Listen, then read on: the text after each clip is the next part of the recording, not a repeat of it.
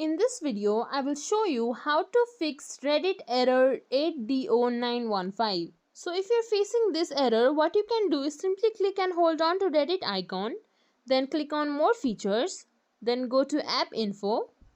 After that, here you will find force stop button, click on it, then confirm it. Then go to storage uses. Here you will find clear data and clear cache. Make sure you click on clear cache written in bright red. Once the cache is cleared, you can try relaunching the app.